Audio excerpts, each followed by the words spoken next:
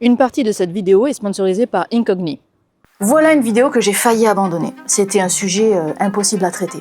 En fait, tout était parti d'un détail, une ligne sur la peau du bras d'un bébé, puis que j'avais constaté aussi sur le mien, et probablement sur le vôtre aussi. Mais j'avais beau chercher, personne ne savait l'expliquer. Alors j'ai suivi des pistes étranges, des théories un peu folles, même des diagnostics limite inquiétants, pour finir dans une impasse totale. Alors j'ai abandonné. Mais j'ai appris tellement de choses sur le chemin de cette fameuse impasse que je me suis dit que ce serait dommage de ne pas vous le partager. Et puis vous comprendrez au passage pourquoi c'est si long de faire une vidéo, c'est parce qu'il y a aussi beaucoup de sujets comme celui-là qui finissent réellement abandonnés. Mais je vous avoue qu'en faisant cette vidéo, en vous parlant, j'ai quand même un petit espoir. L'espoir qu'on change le cours des choses, vous et moi. Et qu'à défaut de lire la réponse dans un article, peut-être qu'on pourrait créer nous-mêmes cette réponse. Tout a commencé en juin 2022. J'étais à un anniversaire où des amis étaient venus avec leur bébé d'1 an environ. Et je la regardais et comme tous les bébés à cet âge-là, elle était un peu potelée.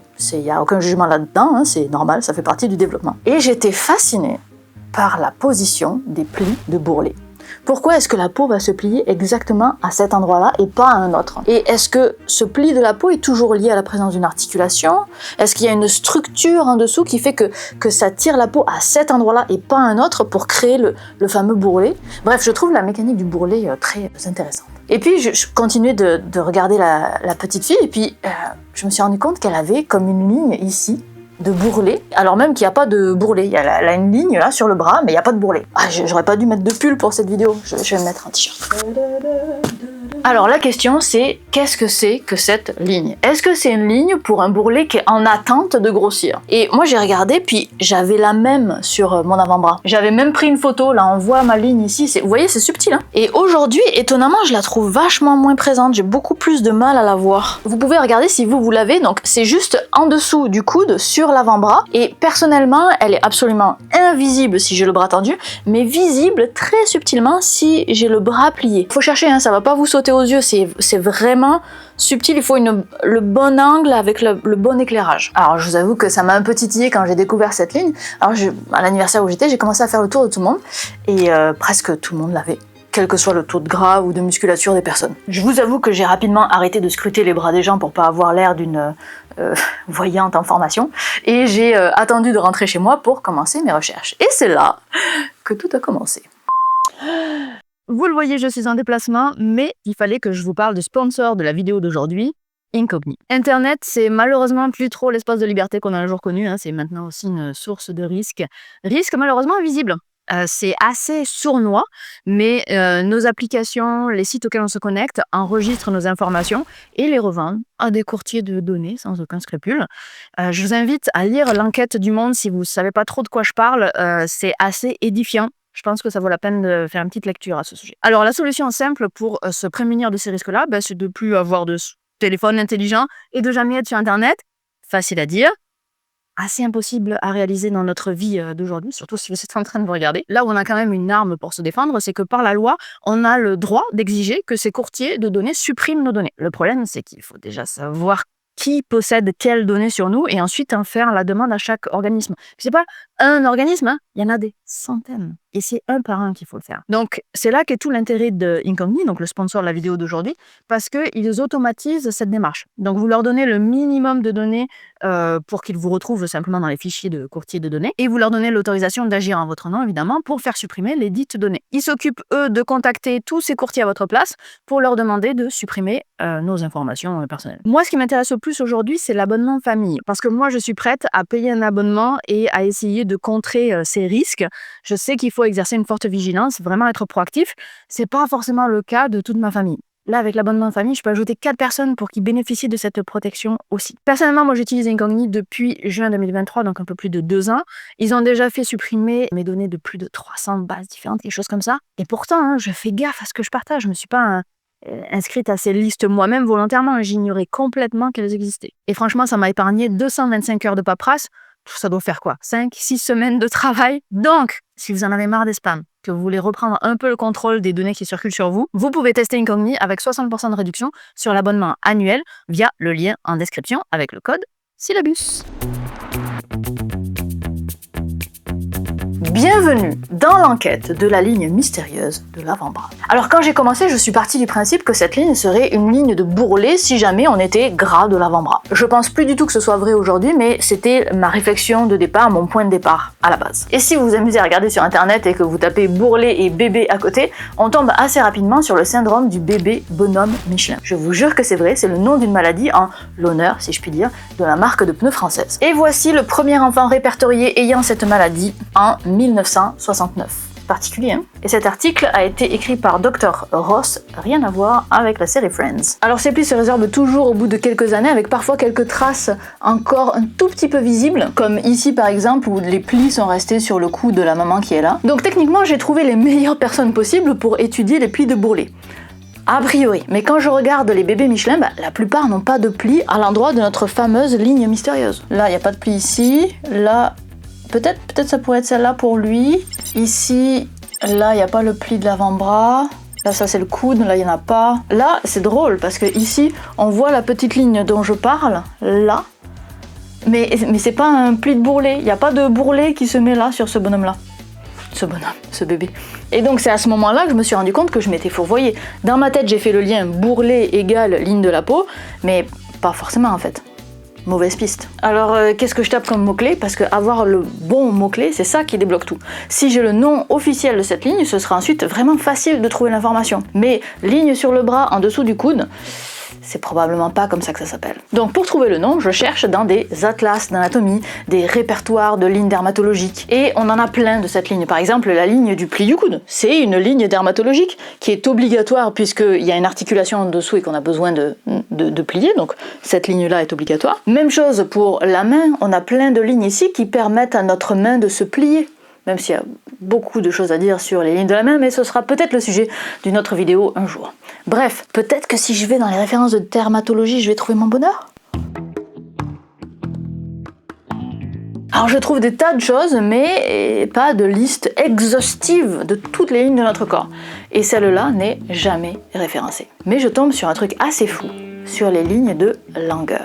Regardez-moi cette image. Une des grosses différences entre la ligne que je cherche moi et les lignes de Langer, c'est que les lignes de Langer sont invisibles. Mais elles ont été rendues visibles d'une façon très particulière, on va y revenir. En fait, ces lignes, ce sont des lignes de tension de la peau. Il faut voir la peau comme un drap bien bordé. En bordant le drap, j'ai mis de la tension entre un côté et un autre, et selon comment j'ai fait mon lit, peut-être que la tension est entre ces deux points ici, ou entre ces deux points-là, ou une combinaison de tout. Et la peau sur notre corps, elle est super bien bordée, grâce à la direction de ces fibres de collagène qui se trouvent dans le derme, donc dans la peau, et qui elles-mêmes suivent aussi la direction des fibres musculaires. Et Langer, qui est un anatomiste autrichien du milieu des années 1800, a commencé à faire une carte des lignes de tension de la peau.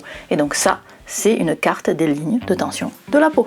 Quel est l'intérêt de connaître les lignes de tension de la peau, me direz-vous? C'est surtout pour minimiser la taille des cicatrices.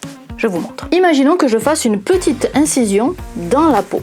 Si jamais j'ai fait cette incision dans le sens de la ligne de Langer, donc parallèlement, alors ça veut dire que ça va tirer ici et tirer là. Donc l'incision aura tendance à se refermer d'elle-même. Tandis que si j'ai fait une incision perpendiculaire à une ligne de Langer, alors l'incision aura tendance à s'agrandir simplement parce que la peau, elle tire sur les côtés.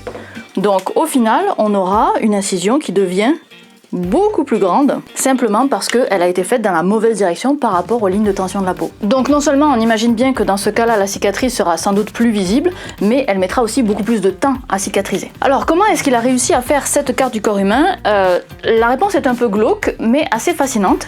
Et pour sauter ce passage glauque, je vous laisse aller à ce timecode là.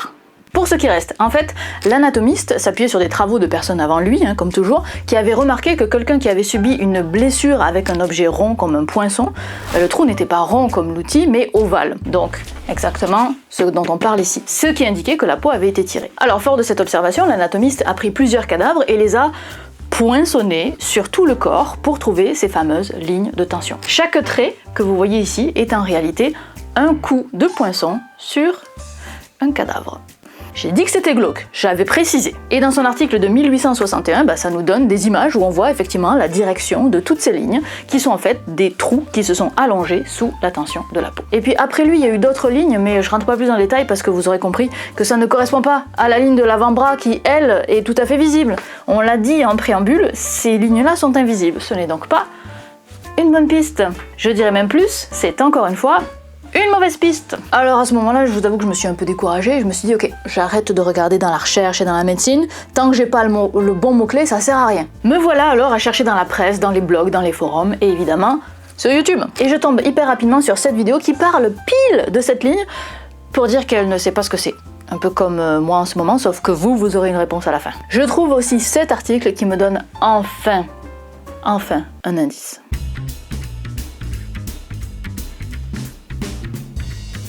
Ah! Il y a une raison pour laquelle les mystérieuses rides de l'avant-bras sont appelées couramment la marque Anne. Ça m'intéresse. Pas parce que j'ai ma réponse, l'article est une démonstration d'absence de rigueur scientifique remplie de on-dit, de rumeurs et de contradictions, mais ça me donne un nom. Han Mark. La marque de Anne. Alors vu la rigueur du truc, peut-être que c'est pas le bon nom, je sais pas, mais c'est enfin un point de départ. Selon l'article, cette ligne serait quelque chose de très présent dans la dynastie chinoise de Han. Et heureusement, l'information est vérifiée très rigoureusement, comme vous pouvez le voir. Ceci est vérifié sur internet, au moins, par plusieurs personnes qui sont de descendance chinoise de la dynastie Han. Puis, dans la phrase juste après, mais certains n'ont pas ces lignes, alors qu'ils sont de la même dynastie. Comment ça se fait? La rigueur, source non fiable, comme je disais, passons. J'ai donc mon nouveau point de départ, je cherche donc la Han Mark. Et là, je trouve des réponses. Enfin, des réponses.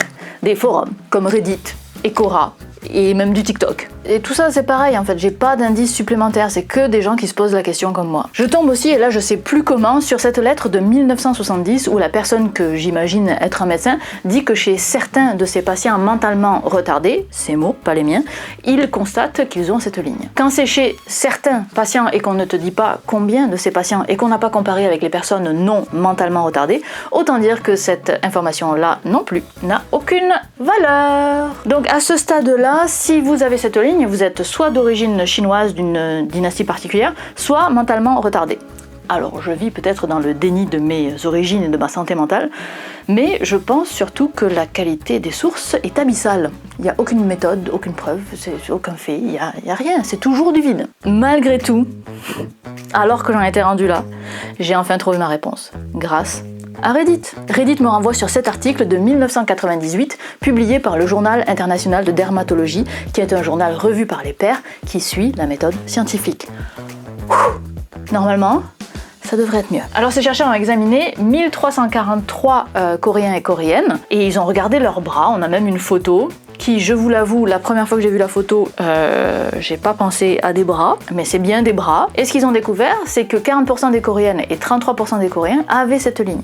Et chez les personnes qui ont cette ligne, 70% d'entre eux en ont sur les deux bras, 13% l'ont juste à droite et 17% juste à gauche. Et malgré l'étude de la peau qu'ils ont faite, ils n'ont pas trouvé de cause à l'existence de cette ligne. À partir de cet article-là, j'ai ensuite trouvé deux autres articles plus récents, mais qui ne faisaient que dire exactement la même chose que ce qu'il y avait déjà dans l'article de 98. Donc finalement, la recherche commence et s'arrête avec cet article. Mais on a un nom pour cette ligne. Ce n'est plus juste la ligne qui est en dessous du coude sur l'avant-bras.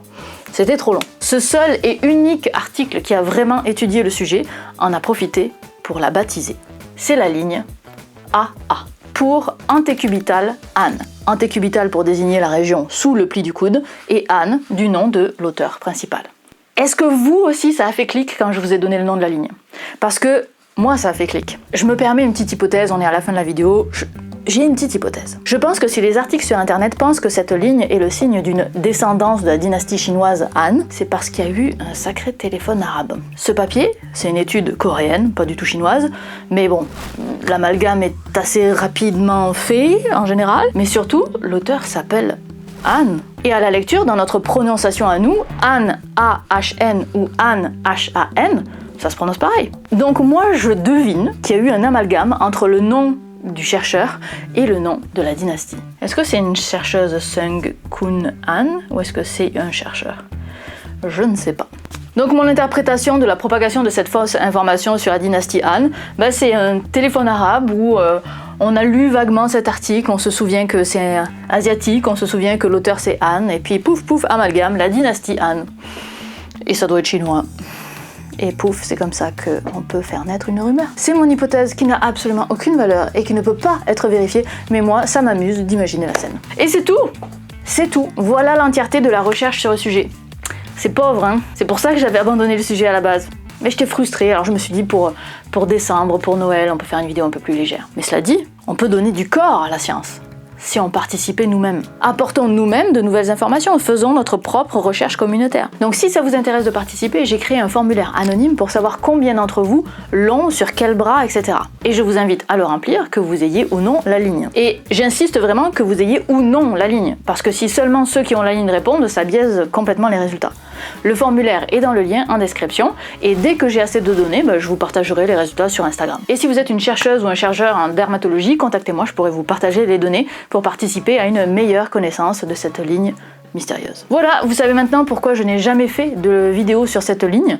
C'est parce qu'il n'y a quasiment pas d'informations dessus. Mais comme c'est quand même un sujet qui me plaît, parce que j'ai cherché pendant vraiment longtemps, à la place je vous ai raconté l'histoire de cette non-histoire. Et si le sujet de l'avant-bras vous intéresse, je pense que vous allez adorer ma vidéo sur les muscles des doigts, parce qu'il y a un phénomène étrange qui se passe quand vous tirez sur ces muscles au niveau de l'avant-bras. Je vous laisse aller voir. Bye.